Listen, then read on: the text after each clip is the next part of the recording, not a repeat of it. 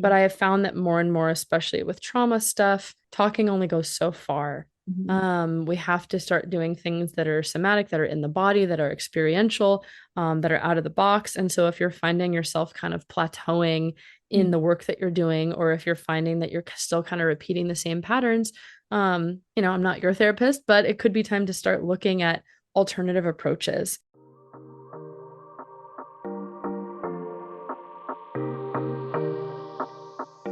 I'm Rachel, and you're listening to the Owning Your Sexual Self podcast.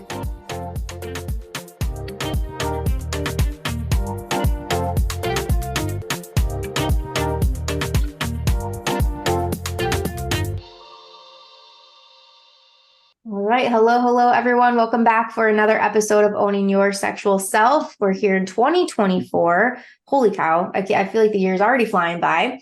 And I have on with me today a really cool guest, a topic that we've never talked about on the show before, which I'm really excited. And literally, as we jumped on, I was like, how do I pronounce this so that I don't mess it up? But we have on the show today with us Nicoletta Heidegger, and from all the way from Los Angeles, California. So she's enjoying, I'm sure, sunny weather today while it's very dark and gloomy here in Michigan. But anyways, how are you? Thank you so much for coming on the show today.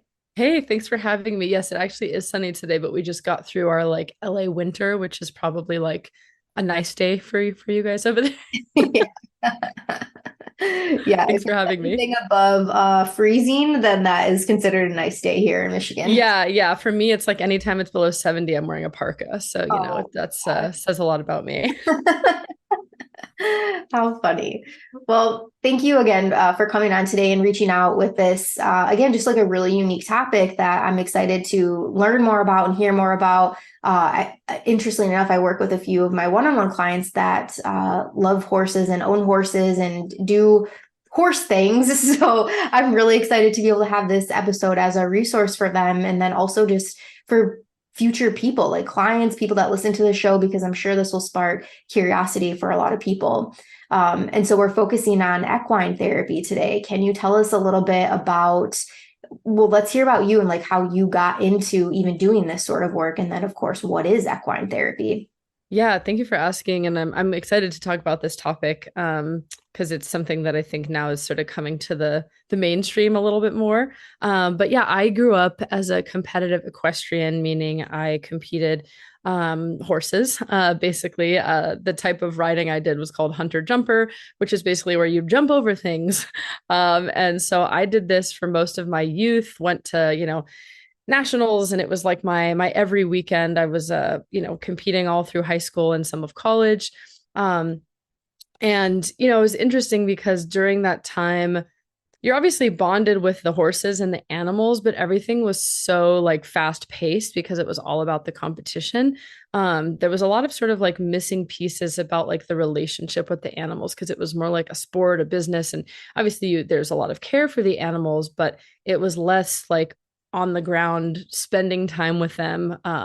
And so growing up, I ended up volunteering a couple times for some like equine types of therapy. There's a lot of different kinds, but I did do some volunteering for like on horse therapy, which is often for people doing something called hippotherapy. And that is basically for folks who have like developmental differences, who need something called occupational therapy, which is like moving their body for balance and things like that. So I always knew that there were ways to work with horses in a therapeutic setting. And then by the time I went to grad school and all that stuff, I knew I wanted to one day get some training to do a type of, therapy with horses. Just because they had been very therapeutic for me, and I hadn't been competing anymore. And so I did a training in equine assisted psychotherapy, which is more of a ground based type therapy, meaning you're not riding the horse. It's all about the relationship with the animal. Mm. And so I did the training for this kind of early COVID. And then after that, I moved my therapy office to a ranch. Out of it used to be in West Hollywood, which is, city, and I moved it to a ranch where there are horses, pigs, goats, sheep, alpacas, and they do a variety of different kind of animal assisted learning and therapy and education. And now I rent an office space there, which is super cool. And in terms of what it is, so like I said, there are a lot of different kinds of therapy work with horses. The kind that I do is basically you're working with the horse as almost like a second therapist, if you Mhm. will. And so there's a lot of different reasons why we use horses, and I'm happy to talk more about that if you'd like. But it's basically working with horses as a way to supplement psychotherapy.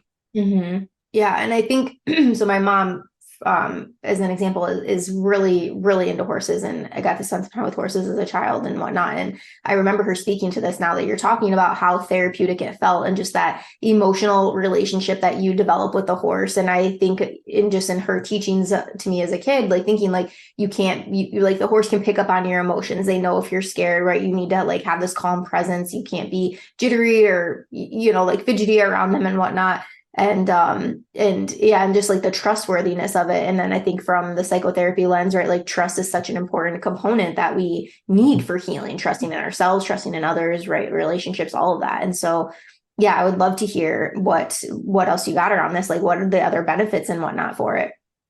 Yeah, so basically one of the reasons why we work with horses, there's a lots of different reasons because they're pretty awesome creatures, but even though they're bigger and scarier for us, they are actually prey animals to us.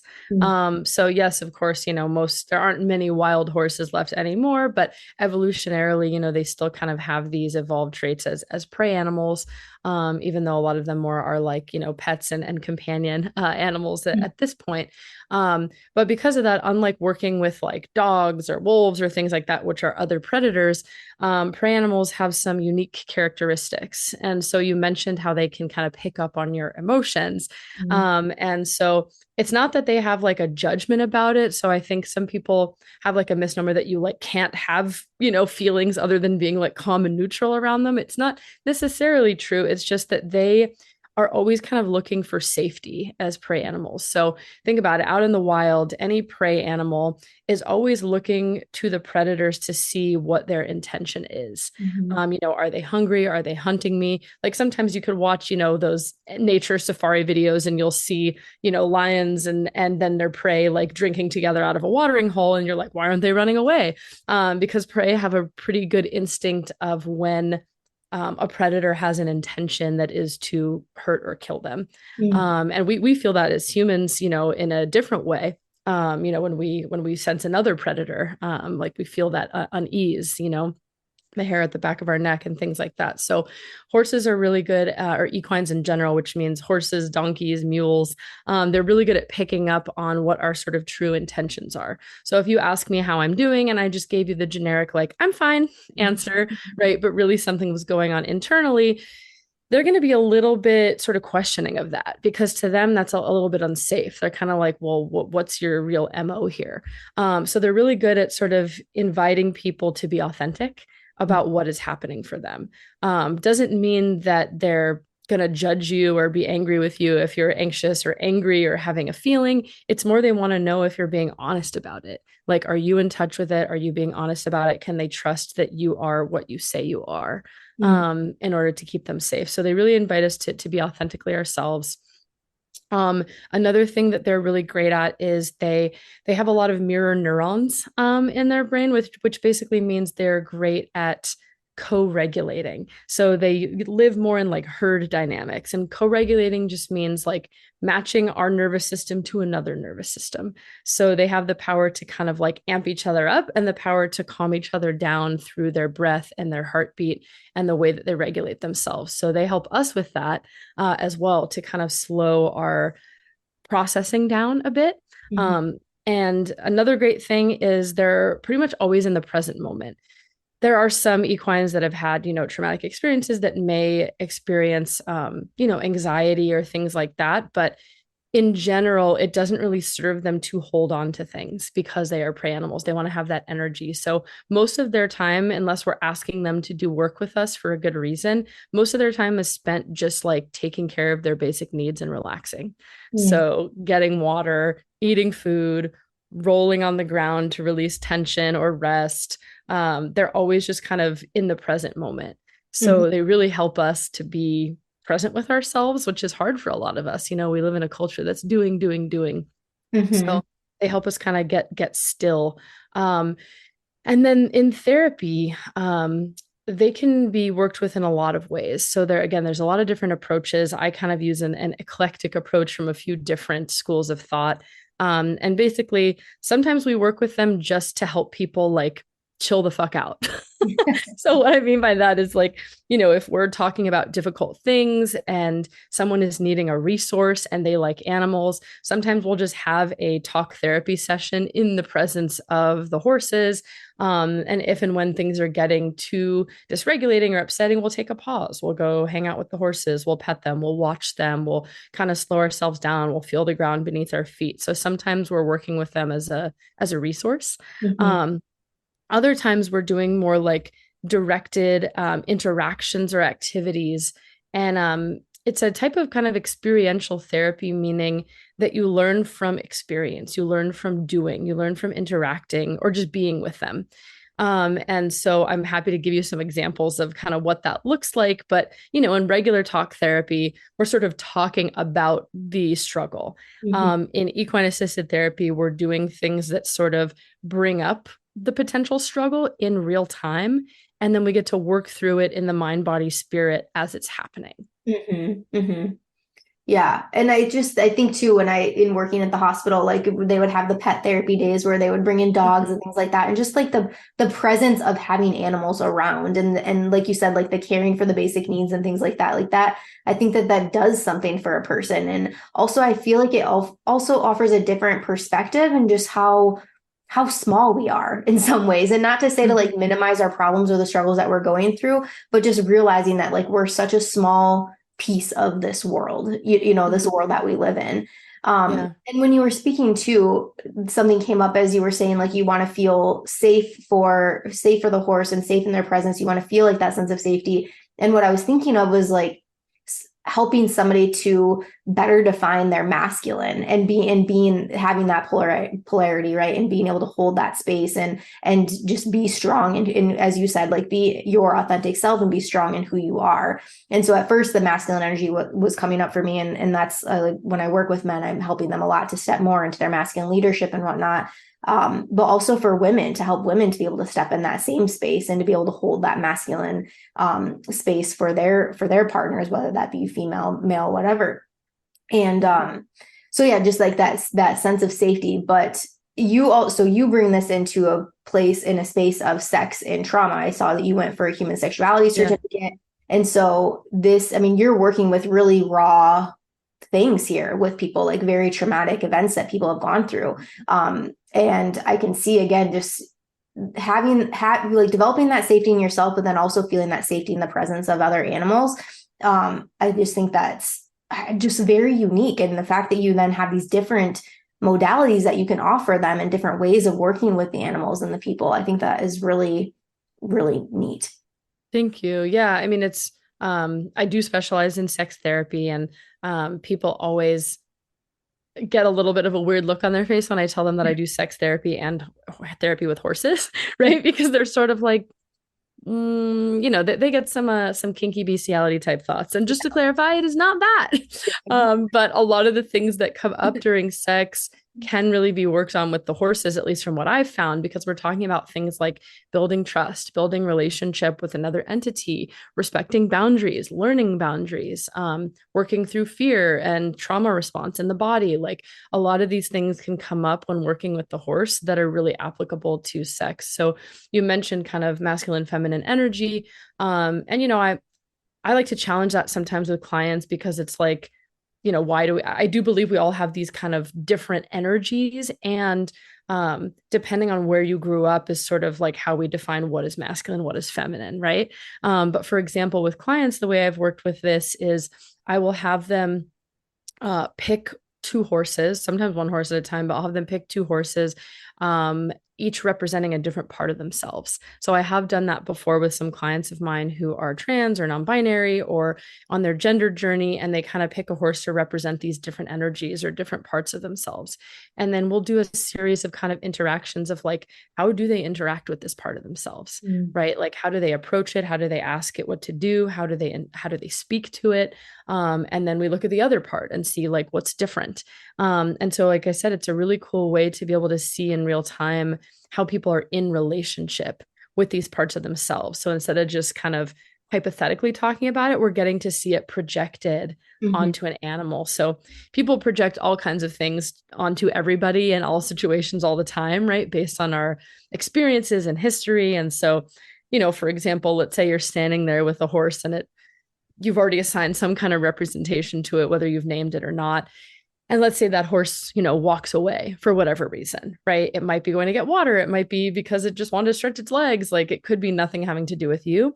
But depending on your experience, you are going to assign a meaning to Mm-hmm. that walking away, right? So some clients will be like, oh, see, my masculine part is rejecting me, or like this reminds me of when my mom would leave me all the time, or oh, I knew he didn't like me, or oh yeah, I'm introverted too. Like that's cool that he's going to take a break because I need to also take a break.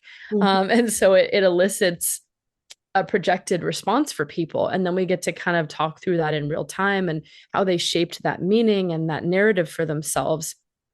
So it's been really cool to do that work with people. Mm-hmm. Yeah, and just the a level of creativity that you can bring into this, right? Yeah. Like you said, with the assigning them meaning and in parts work, essentially, is what it sounds like you're doing. Exactly. It's parts work. We're doing like internal family systems and parts work with real entities, Mm-hmm. that you get to use. Not, I don't want to say use, you get to collaborate with. Mm-hmm. I always like to clarify that there's definitely some types of equine work where facilitators are more like, I don't want to say they're just using the horses, but they're just kind of like expecting them to do things. Mm-hmm. Versus the way that I work, the animal is really an important relationship and part of this. So I always am wanting to like get consent from them before I even take them out of their stall. Like, do they want to join today? Are they seem interested?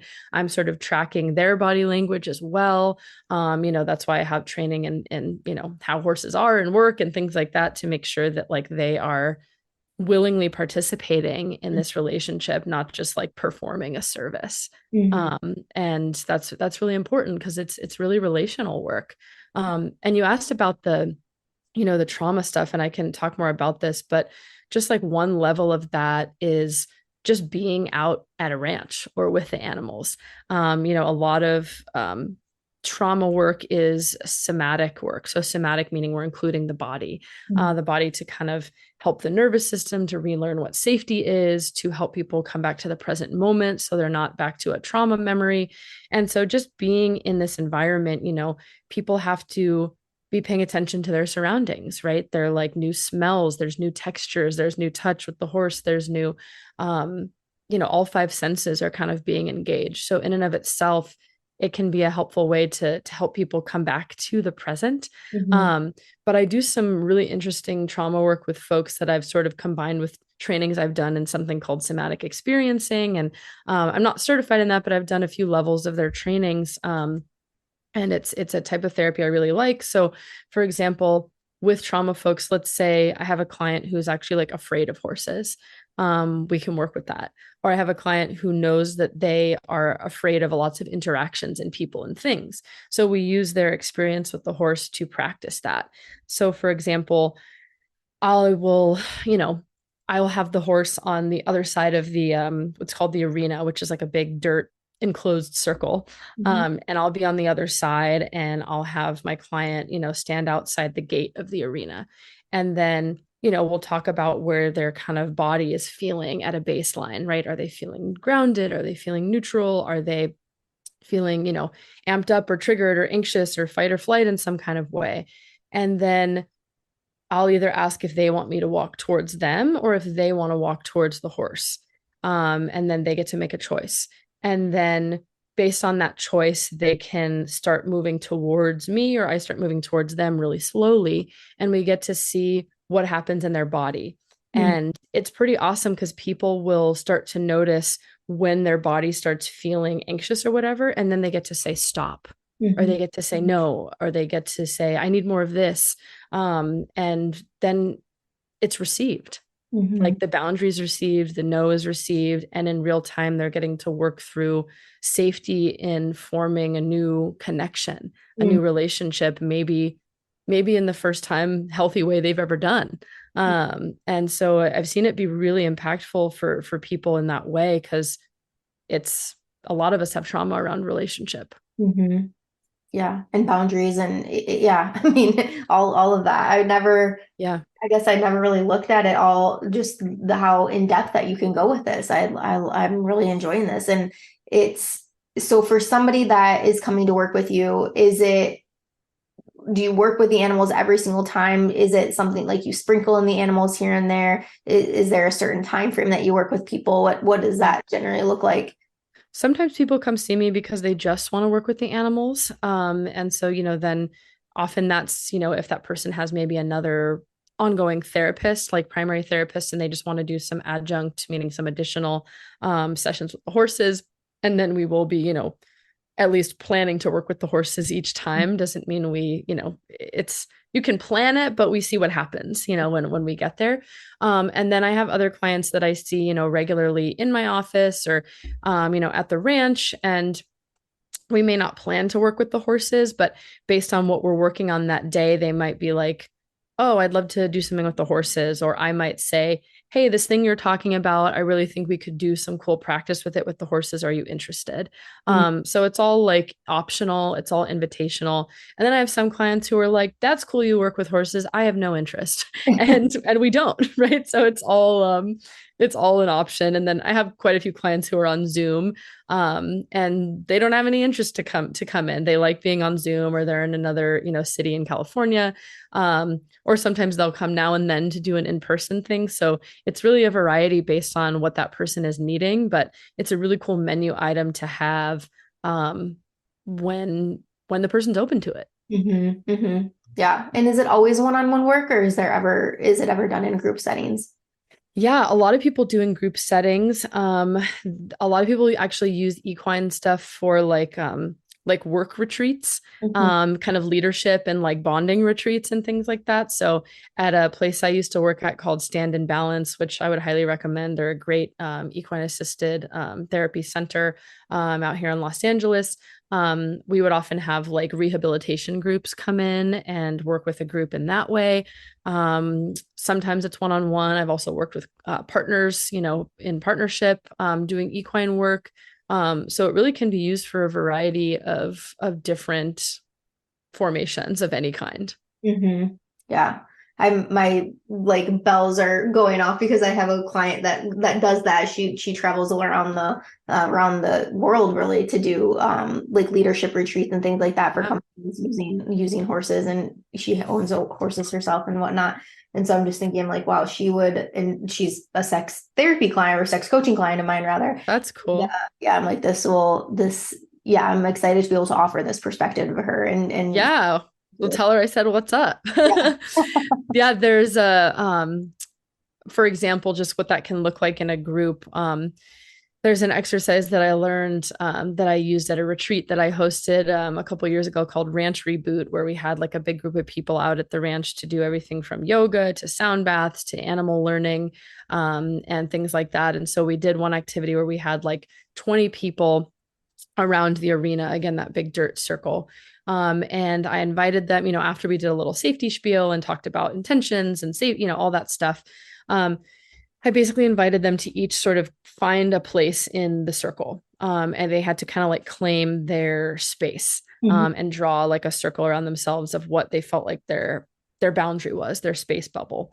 And then what we did is we instructed them that the sort of group goal was to get the horse to move around the outside of the circle as many times as they sort of decided. So they said they wanted to do 3 times to get the horse to move around the circle. So mind you, they're not attached to the horse, meaning they're not holding a lead rope or reins. The horse is kind of freely out there. And it was up to them to kind of create a boundary to not let the horse within their circle. Mm. So they had to maintain their own space, the group space, and then work together to create energy to get this horse to move. So horses obviously don't speak English in the direct way. I mean, they know some vocal commands depending on the training of the horse, but they respond more to energy. That's how they move each other. Like if they want to make a boundary with their, herd, they will, do a lot of nonverbal cues, sometimes verbal cues, but it's all kind of energy to get them to move. So Mhm. basically, everyone in the circle had to use their boundaries, their energy, their intentions to get the horse to move. And so what happens is if you're not being assertive, if you are wishy-washy, if you are afraid to ask for things directly, the horse will not move. So it was very interesting, and then a lot of people had trouble protecting their space. They didn't want to set a boundary because they were like, oh, he's going to be mad at me, or, is the boundary too big, or they would sort of get fearful. And so as a group, we got to work through everything from using your voice to boundary settings to working together as a team to holding, the boundary of yourself versus the desires of others, who stepped into leadership roles. And a lot can come from that, especially if it's a team that's going to be working together long term. Mm-hmm. Yeah, that is really cool. That Yeah. I would like to be a part of something like that. I think that'd be really neat. Yeah, it was wild. You really get to see like people's parts of their selves, right? Like we had some people who were like on their phone trying to take pictures, and it's like, well, that's not going to work, right? We had some people who, completely went outside of their boundary and started going into other people's space and getting to reflect on that. Like it's very confronting work in the sense that it like shows you what you're doing in Mhm. real time. Yeah. And like, yeah, in real time, in real life, right? Like if Yeah. you're yeah, struggling to set that boundary there, how is that showing up in the rest of your life? And wow, what a reflective experience, I'm sure, for so many. Yeah, it's really cool. And you know what? It's also just selfish for me because doing therapy work is fucking hard. I mean, you do coaching stuff, right? Like we're Yeah. holding a lot for clients. And so being able to be at a ranch where I can go, ride a horse after, pet a horse, hang out with the goats, like be outside, is great for me. Mhm. Yeah, I can imagine. So I feel like that's like my work from home life. Like I get done with clients and then I get to go cuddle my dogs. But obviously it's leveled up here with your experience being on the farm and what. Yeah, imagine you get to have a session and you get to cuddle a mini horse during your Yeah. session. Oh my gosh. Yes. Sign me up, please. Yeah. Oh, the place I'm at has some great stuff. Check it out if you're listening. It's called Special Spirit here in Los Angeles, and they do a lot of different kinds of education, therapy. You can also just do farm visits, things like that. Yeah. And I know I have a client here that's here in Michigan that does this. And so I know that there's other places out there, but I'm really just curious, like, is there a website or something that you can go to look up places that offer this type of therapy? Or, I mean, is Yeah. psychology today even as an option for people that are looking for therapists? Yeah, absolutely. So again, there's a few different schools of practice of people that do this. You can certainly look on Psychology Today and list that as a thing, and some people might be on there. There's also a directory through a teaching organization called EGALA. EAGALA, I think I spelled it right, EGALA. And they have a directory.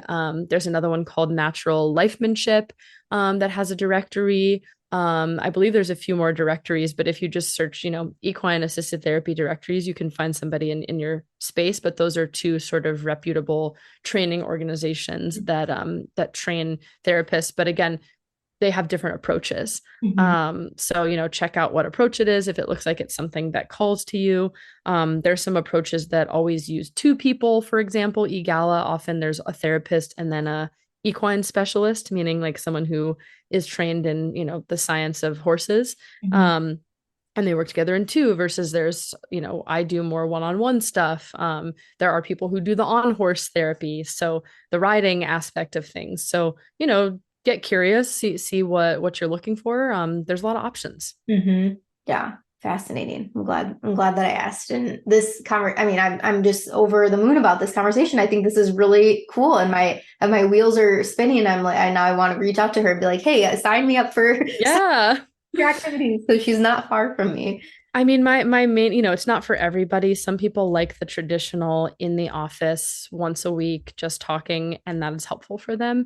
But I have found that more and more, especially with trauma stuff, talking only goes so far. Mhm. We have to start doing things that are somatic, that are in the body, that are experiential, that are out of the box. And so if you're finding yourself kind of plateauing in the work that you're doing, or if you're finding that you're still kind of repeating the same patterns, I'm not your therapist, but it could be time to start looking at alternative approaches. Mhm. And it's also just a great approach for people who like nature or are neurodivergent and don't like talking so much, or just like are athletes and want to move their body and do something interactive. Like, people who say maybe therapy is not for them, it may just be you're looking for the right therapy for you. Mhm. There's equine therapy, there's surf therapy, there's yoga therapy, there's swim therapy. Like, find something that speaks to you. Mhm.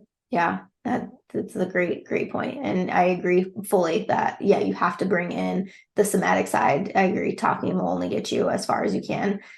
Even that's my personal speaking, that is me speaking as a therapist to you, like I'm coming at it from both sides for sure. Uh, Yeah. yeah. And I think just how cool this world that there are so many different options for people to look into, and Yeah. who would have thought being able to work with horses like is even a thing that is available to people. Yeah. And look, if you don't live in an area where there are horses, there's probably an area close by that has horses, but there's a lot of places that also do retreats and things like that. So if you're able to, gift yourself with an experiential retreat. Yeah, very cool. Well, thank you so much, Nicoletta, for coming on the show. I know that you have something really fun and exciting coming up here in the next few weeks. So please share with us, where can we find you? Where can we reach you? All that good stuff. Thank you. Yeah. So when I'm not at the ranch, I also host a podcast, a sex podcast called Sluts and Scholars. That's how I connected with your show. And we're having a live show coming up on February 10th here in Los Angeles. But you can also buy a ticket to the recording, like a virtual option. And I'm hosting it with three of my colleagues who have top sex and relationship podcasts. One is named Dr. Tara from Love Bites. Another is Dr. Nazanin from Sexology podcast, and another is August McLaughlin from Girl Boner Radio. And we've teamed up to kind of share each of our favorite techniques to help keep sex and pleasure and connection alive over time. And so we're doing a live interactive show on this topic on February 10th here in Hollywood. You can get tickets and information at it's called Afternoon Delight, adlive.eventbrite.com, or on my Instagram, which is Sluts and Scholars. And yeah, otherwise you can find me on Instagram at Therapy with Nicoletta, or at my website, Nicoletta V as in Victor, Heidegger.com. Awesome. Thank you. And we'll make sure to link all of that in the show notes for people to easily be able to find it. And I'll be following you. This was, again, just a really, really cool topic to have on the show. So thank you so much for reaching out and coming on the show today. I appreciate you. Thank you for featuring me. Absolutely. Anytime. Thank you so much for listening to today's show. If you loved it, be sure to subscribe so that you never miss an episode. And if you really fucking loved it, make sure to tag me on social media at @TheRachelMain. I'll see you next week.